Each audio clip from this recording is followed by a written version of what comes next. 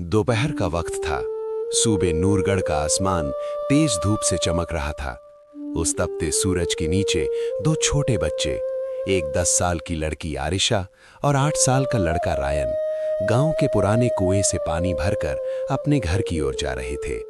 उनके नन्हे नन्हे कंधों पर दो भारी बाल्टियां थीं और चेहरों पर थकान की गहरी लकीरें। लेकिन थकान से ज्यादा उनके चेहरों पर खामोशी और मजबूरी का बोझ साफ दिख रहा था। आरिशा ने पानी का घड़ा नीचे रखा ही था कि अंदर से उनकी ताई हमीदा की चीख गूंजी। किसने कहा था अंदर आने को? पहले बाहर का सारा काम खत्म करो। दोनों बच्चे सहमे हुए से बोले, ताई जी, काम हो गया है, बस थोड़ी भूख लगी है। ताई हमीदा के चेहरे पर भड़ास और जलन साफ दिखाई दी। वो कुर्राई, भूख भूख, तुम लोगों को बस यही लगता रहता है। जाओ पहले कपड़े धो, फिर खाना मिलेगा। और यूं दो मासूम बच्चे भूखे पेट कपड़े धोने में जुट गए। माँ बाप का साया उठते ही जिंदगी का इम्तिहान शुरू हुआ। 1 महीने पहले उनके माता पिता असफा और हामिद एक हादसे में दुनिया से चले गए थे। तब से दोनों बच्चे ताई हमीदा की दया पर थे, जो दूसरों के सामने तो दूध जैसी बनने की कोशिश करती थी, लेकिन अंदर से एक पत्थर दिल औरत थी। आरिशा अक्सर अपने भाई का हाथ पकड़कर कहती, डर मत रायन, अल्लाह हमें देख रहा है, लेकिन खुद उसके दिल में तूफान उमड़ते रहते। एक दिन दोनों फिर कुएं की तरफ पानी भरने जा रहे थे। रास्ते में रायन बोला, आरिशा, मुझे अम्मी बहुत याद आ रही है, चलो उनकी कब्र पर चलते हैं, और बहुत भूख भी लगी है। आरिशा डरते हुए बोली, ताई डांटेंगी। लेकिन रायन रोने लगा। बहन का दिल पिघल गया और दोनों कब्रिस्तान की तरफ चल पड़े। रास्ते में उन्हें जमीन पर 2 सूखी रोटियां मिली। उन्होंने उठा लीं, क्योंकि भूख की कीमत वे अच्छे से समझते थे। जब वे अपनी मां की कब्र पर पहुंचे, उनकी आंखों से बेहिसाब आंसू बहने लगे। दोनों मासूम कब्र से लिपटकर कह रहे थे, अम्मा वापस आ जाओ, ताई हमें मारती है, हमें भूख लगी है।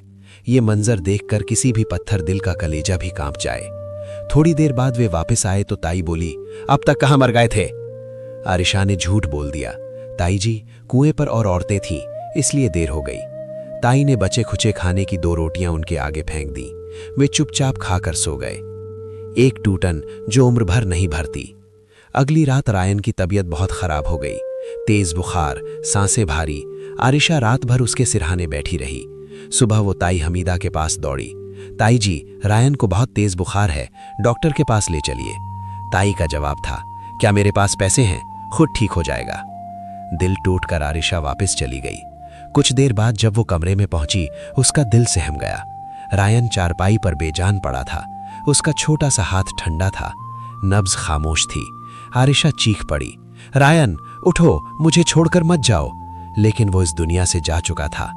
पहले माँ बाप और अब भाई। 9 साल की बच्ची पूरी दुनिया में अकेली रह गई थी। जवान होने पर गुस्सा और हसद बढ़ गया। वक्त बीतता गया, आरिशा जवान हो गई। उसकी माँ जैसी खूबसूरती देखने वालों को दंग कर देती। यही बात ताई हमीदा और उसकी बेटी मेहमाना को सबसे ज्यादा जलाती थी। जब भी कोई रिश्ता आता, लड़के वाले आरिशा को देखकर ही तारीफ कर देते और ताई को यह नफरत की आग में झोंक देता। वो बार बार कहती, मेरी बेटी मेहमाना हैरा जैसे चांद है, यह आरिशा बस घर का काम करने वाली है। लेकिन सच्चाई इसके उलट थी। एक दिन जब रिश्ता देखने वाले घर आए और मेहमाना के हाथ से चाय गिर गई, वो चिल्लाई, आरिशा सफाई करो। जब आरिशा नीचे झुककर चाय साफ कर रही थी, मेहमान उसे देखकर दंग रह गए।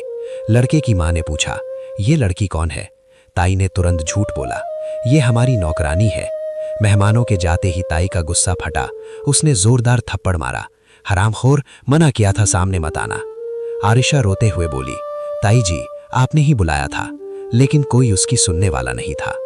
कुछ दिनों बाद ताई के अंदर एक खतरनाक सोच पनपने लगी।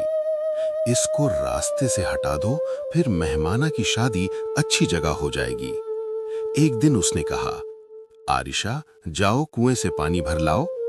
आरिशा घड़ा लेकर चली गई। जैसे ही वो पानी भरकर पलटी, एक रुमाल उसके मुंह पर दबाया गया।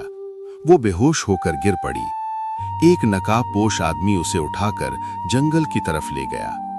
ताई को फोन गया, काम हो गया।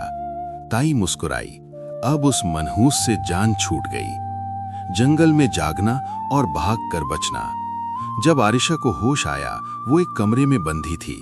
किसी तरह उसने हाथ खोले और जंगल की तरफ भागी। दवा का असर, शरीर कमजोरी, आंखों में धुंध। अचानक किसी से टकराई और बेहोश हो गई। जब होश आया, वो अस्पताल के कमरे में थी। उसके सामने खड़ा था वही नौजवान जिससे वो जंगल में टकराई थी, आयान। आयान ने नरमी से कहा, घबराइए मत, आपको अगवा किया गया था, मैंने आपको बचाया। वो आदमी आपकी ताई का नाम ले रहा था। आरिशा टूट कर रो पड़ी, मेरे पास जाने के लिए कोई भी नहीं है। आयान ने कहा, आप मेरे घर चलिए, मेरे घर में औरतें काम करती हैं, आप भी उनके साथ रह जाएं। उसके पास कोई और रास्ता नहीं था। हवेली में नई जिंदगी।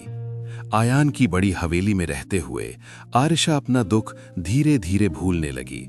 हवेली की औरतें उसे अपनी बहन जैसा मानने लगीं। धीरे धीरे आयान का दिल भी उसके लिए धड़कने लगा। एक दिन उसने कहा, आरिशा, मैं तुमसे निकाह करना चाहता हूं। मैं अकेला हूं और तुमने बहुत दुख झेले हैं। मैं तुम्हें खुशियां देना चाहता हूं।